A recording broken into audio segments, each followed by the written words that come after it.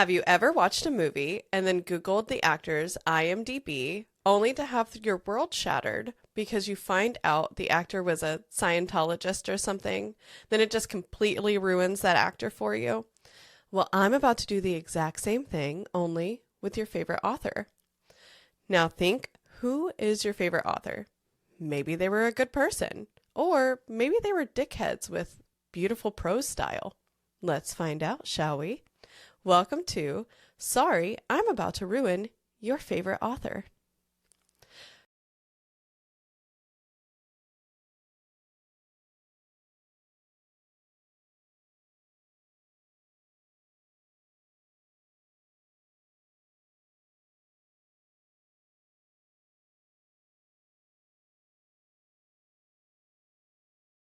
Percy Shelley, no need to bless me, I didn't sneeze, is often painted as this rebellious, progressive, anti-monogamous, radical poet. And yeah, he was, but he was also the original love bomber.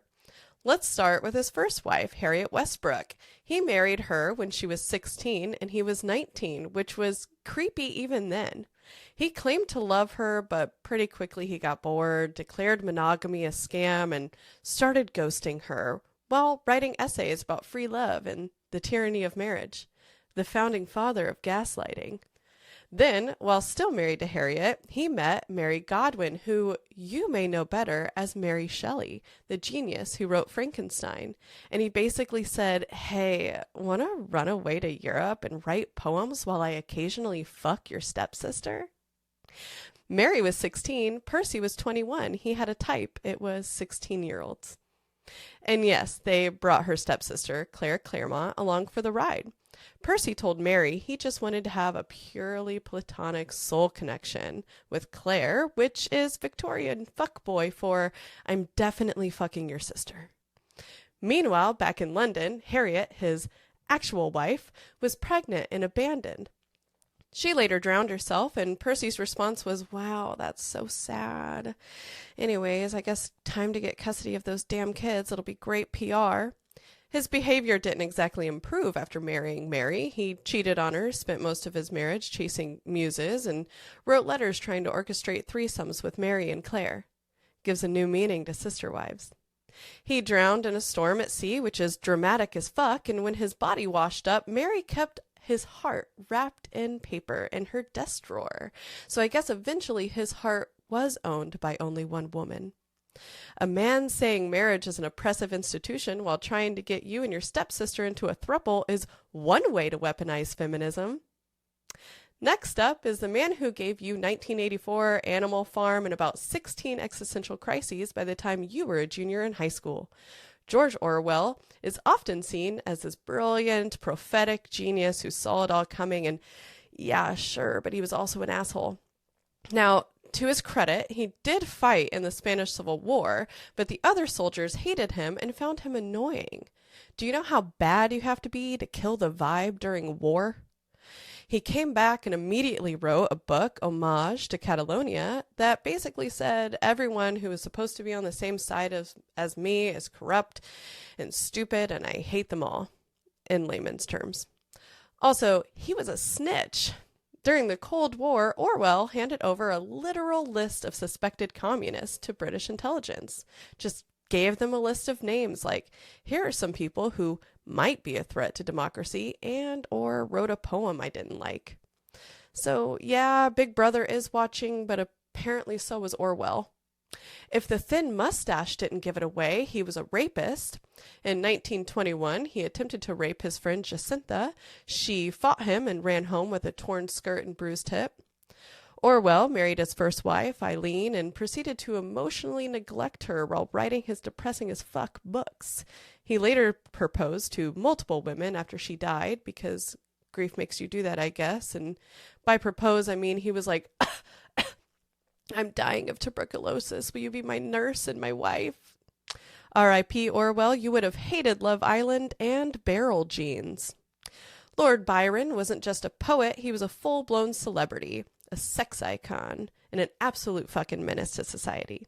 He was described by one woman as mad, bad, and dangerous to know, which, funnily enough, is a quote I saw in a guy's Tinder profile, but when I called him Lord Byron, he was confused. Fucking poser. Let's start with the basics. Byron slept with everyone. Men, women, people in between, probably a statue or two. He did not discriminate, even when it came to his half-sister. His sex life was so chaotic that he was forced to leave England in 1816 because of the rumors. The year without a summer didn't stop Lord Byron from throwing it back in the tavern. Do you know how freaked out you have to be for the British aristocracy, a group not known for their moral compass, to say, you gotta go? You're still thinking about the half-sister thing, aren't you? Okay, so he may or may not have had a sexual relationship with his half-sister, Augusta Lee. I know. And not only did he maybe hook up with her, he wrote her love poems and named his daughter after her, which is fucking gross. Speaking of his daughter, he had a child with his wife, Annabella Milbank, and then proceeded to treat her like absolute dog shit. He emotionally abused her, mocked her intelligence, and told people she was insane. Meanwhile, he couldn't even handle someone criticizing his chin. I've got a butt chin too, baby bye, I get it. Baby bye was petty as fuck. When Cambridge wouldn't let him keep a dog, instead of just moving on like a normal person, he was like, fine, here's a bear. A bear. He was so obsessed with his image that he would starve himself for weeks to fit into tight pants and then chug vinegar because he thought it helped with weight loss. Ozempic before Ozempic. Baby Bye did some good things like fighting in the Greek War of Independence and funding the revolution, and he looked good as fuck doing it too. He was like if Pete Davidson and Timmy Chalamet merged together to create a bisexual Victorian nympho who caused you to need a nap and an STD test and a priest after every hangout. Our next heartthrob is my sexual awakening, the reason I have a thing for lit bros with middle parts. He's the writer of the only book you finished in high school. I'm, of course, talking about F. Scott Fitzgerald. His villain origin story starts with Zelda Sayer, aka his wife, muse, and emotional punching bag.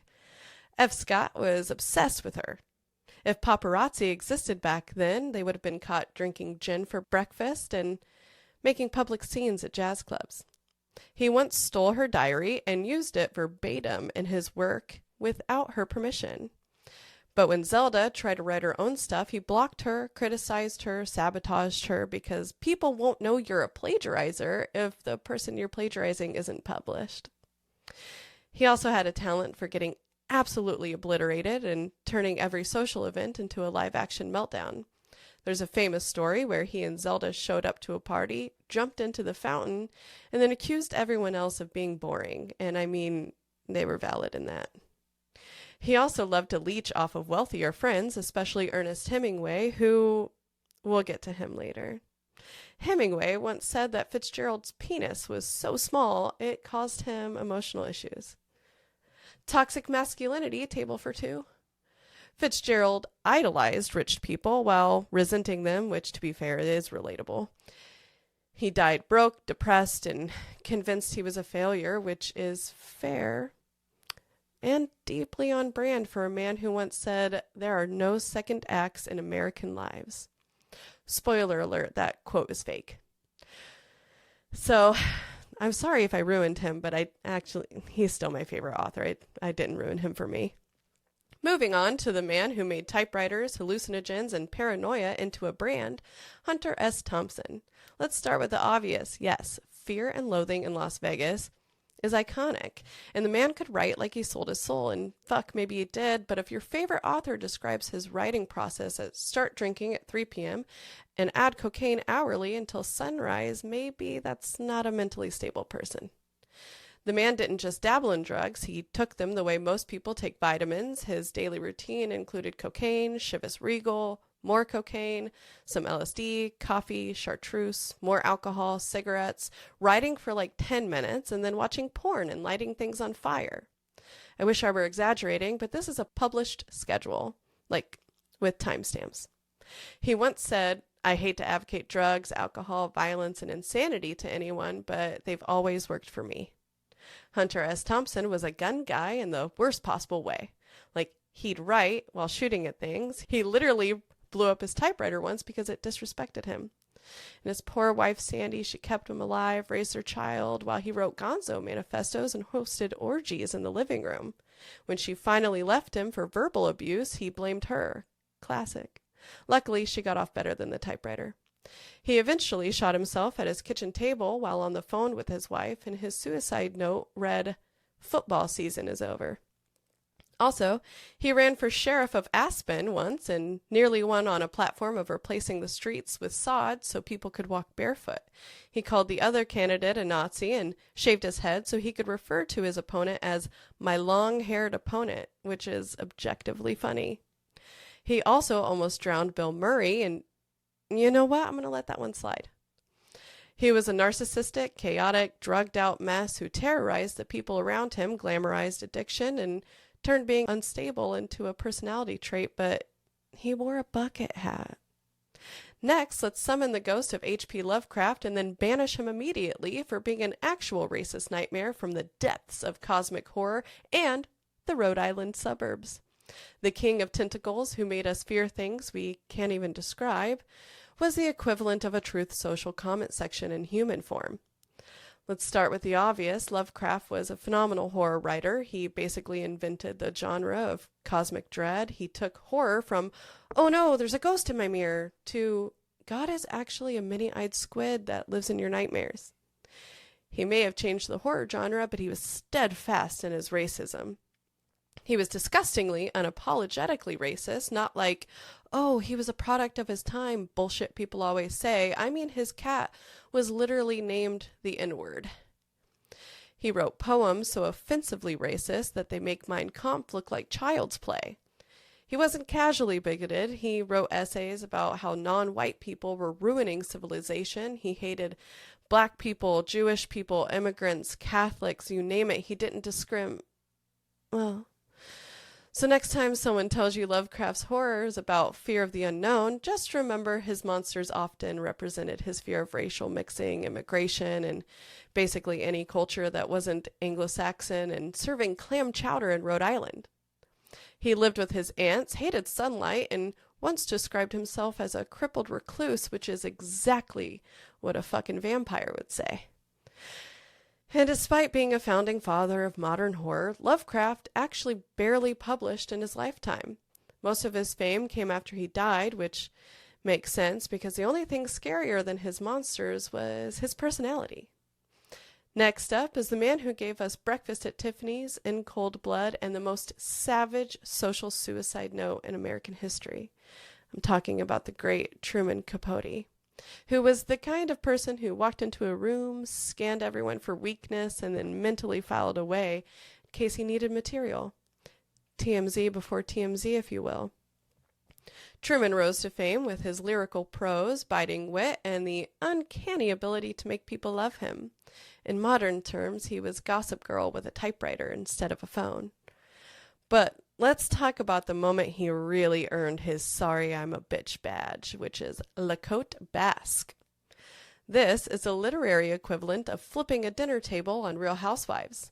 Truman had embedded himself into the highest levels of Manhattan society, befriending rich, bored socialites he called his swans.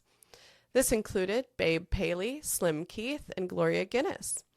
These were the women everyone wanted to be, and Truman, he was their fabulous little confidant, their gossip queen.